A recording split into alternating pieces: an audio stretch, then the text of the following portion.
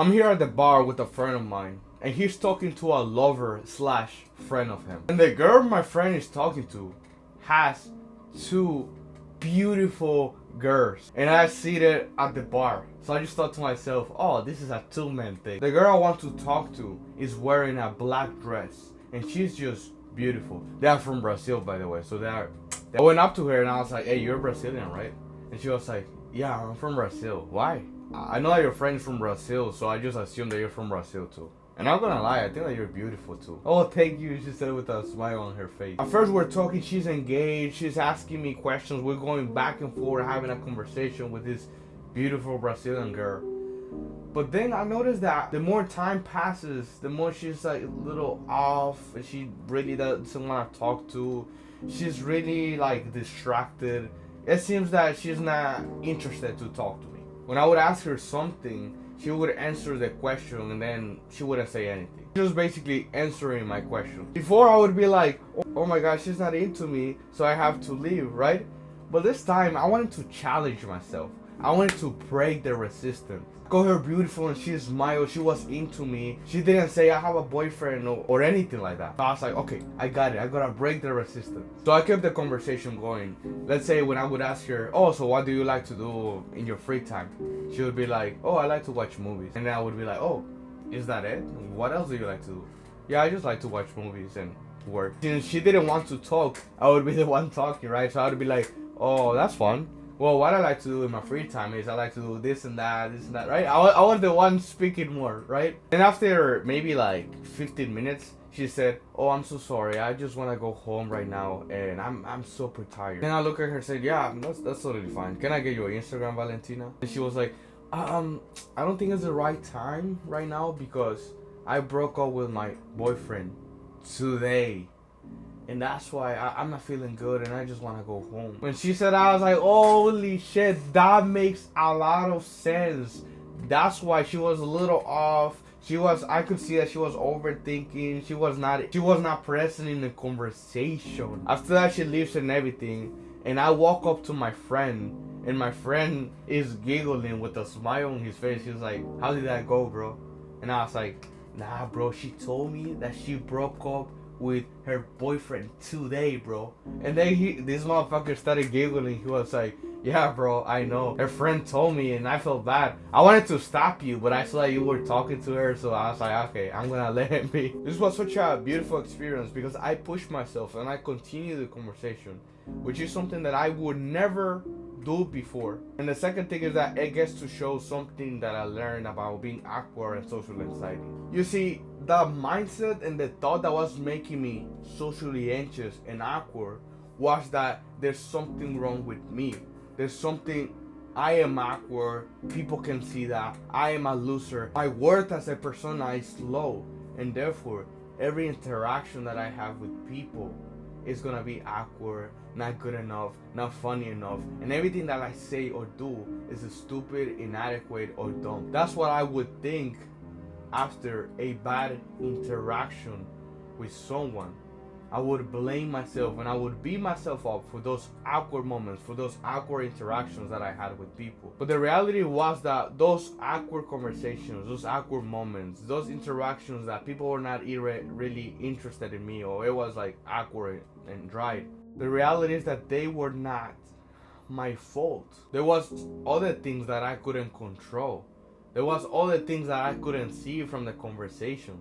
So instead of being like, I just had an awkward conversation with Jessica at the bar, that means that the conclusion is that I am stupid, I am not good enough, I am awkward, right? All of those negative things that we think about ourselves become kind of true.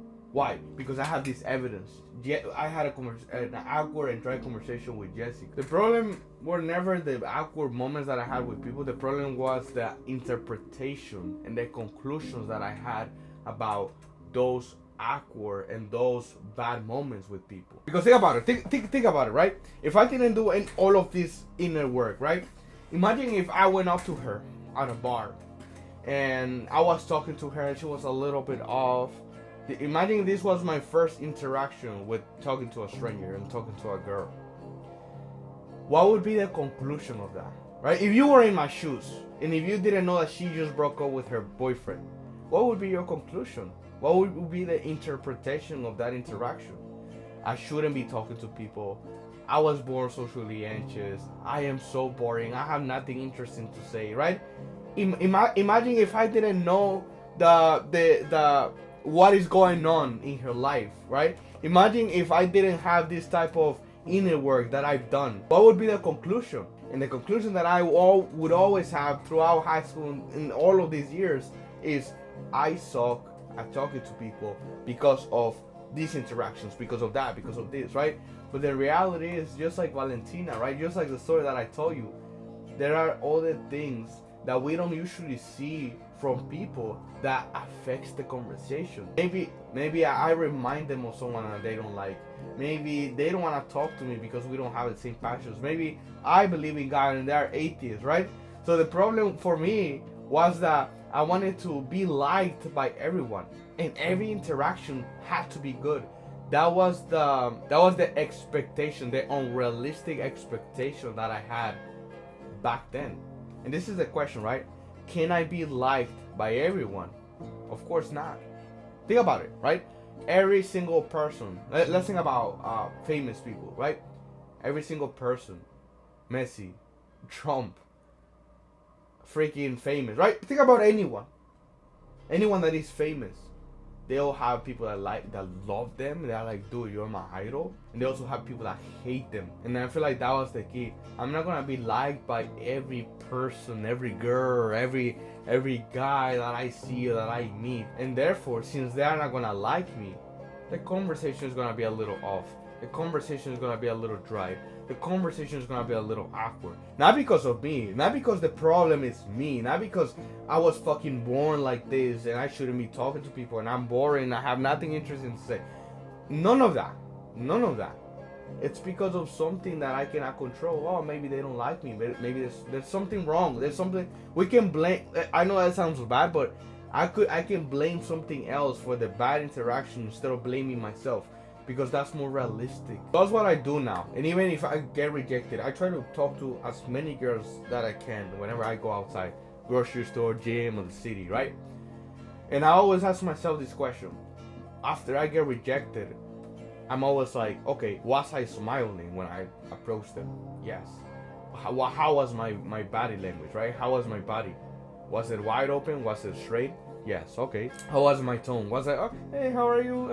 Right? How was my tone? Okay, it was good, right? I passed the creepy check. So now the question is, why did I get rejected, right? I don't know. There are other things that I cannot control. Maybe she has a boyfriend. I always say the same thing, right?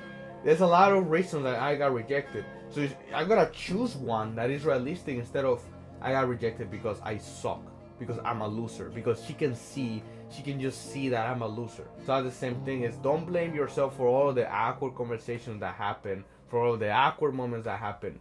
You're not gonna be liked by every person that you meet, and that's okay.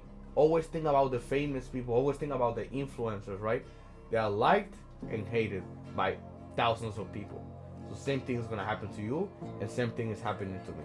So thank you so much for watching, man. If you want me to personally help you to overcome social anxiety and to be able to have beautiful moments with people, just send me a DM on my Instagram. I'm gonna leave it in the description. Thank you for watching, bro.